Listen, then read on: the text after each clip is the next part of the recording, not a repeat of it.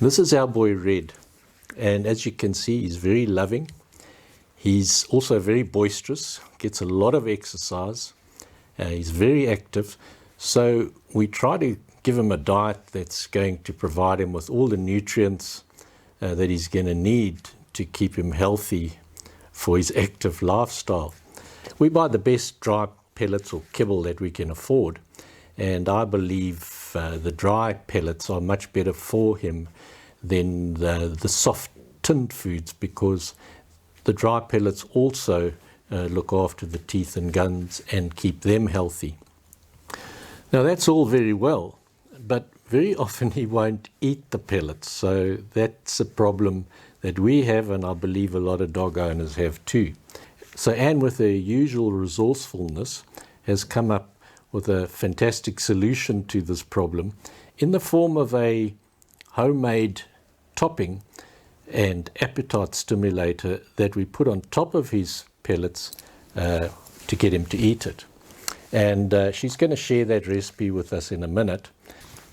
He's crazy about the stuff, and as soon as she starts taking it out of the fridge, he starts drooling. And it always reminds me of Pavlov's dogs.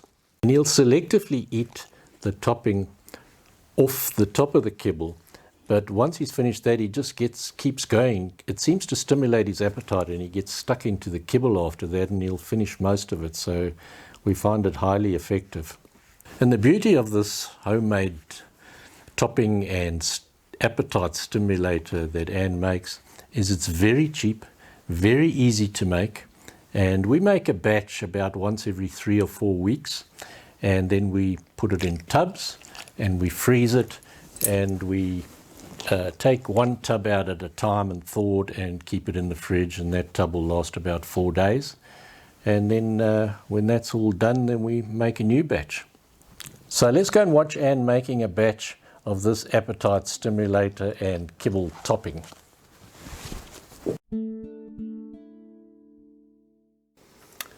Right, here we are. Anne's ready to show us how to make the topping cum appetite stimulator for the kibble.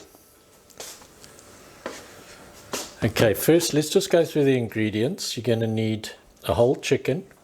This one is about 1.7 kilograms and cost about $6.20 something. Then you're going to need some gravy powder, about 3 tablespoons of gravy powder, and some stock cubes, probably 2 stock cubes. Try and get low salt stock cubes, because dogs don't sweat, so they don't use as much salt as we do. And the other thing you'll need obviously is a pressure cooker. First of all, we'll put a litre of water into the pressure cooker, and that's just to mix in your stock cubes and your gravy powder.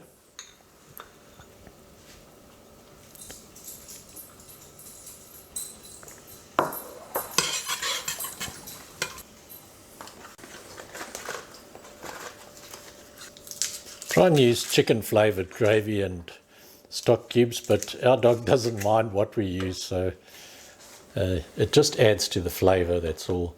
He doesn't care that the flavours are mixed. Right, and then the next thing to go in will be your chicken.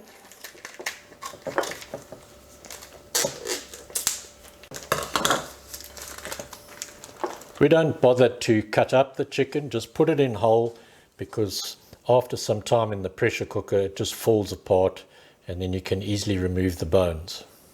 And added another litre of water, or maybe about 0.9. So that's a total of 2 litres, and it's well under our maximum, so we're okay there. If you end up with a very weak gravy, you can just boil it down a bit at the end. So next step is to put the lid on. Put it on the stove,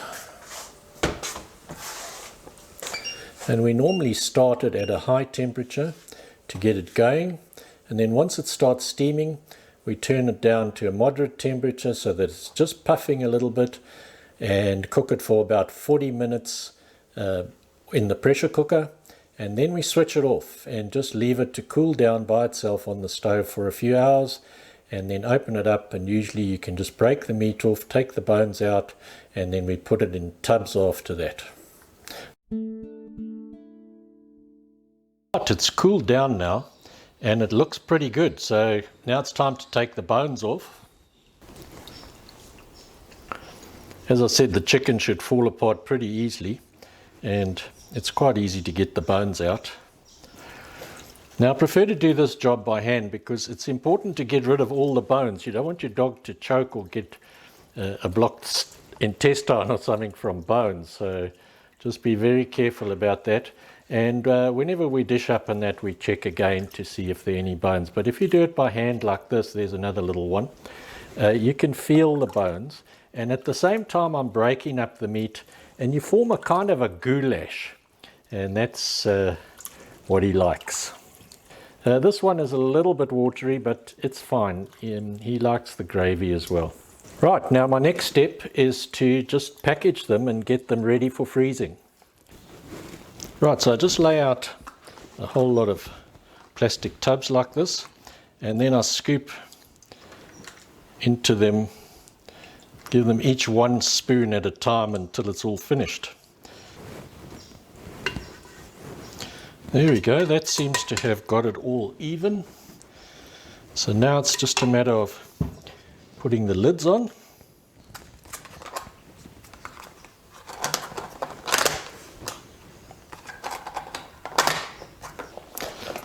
And there we go, 6 tubs all done and ready for the freezer. And we just stack them in the freezer like that and take them out one at a time as we need them.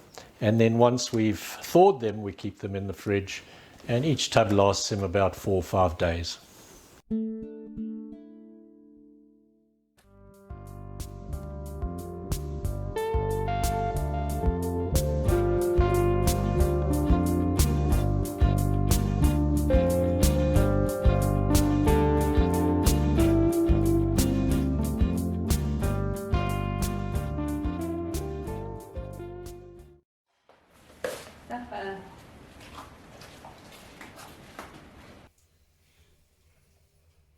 Come on, eat your supper.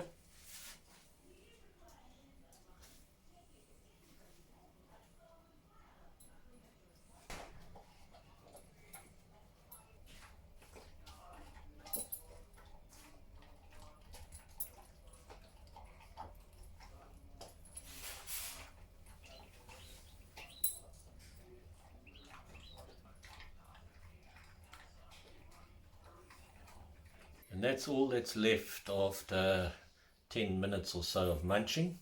He's just left a few kibbles for his midnight snack. Do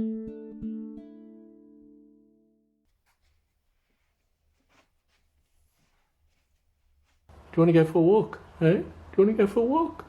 Yeah, let's.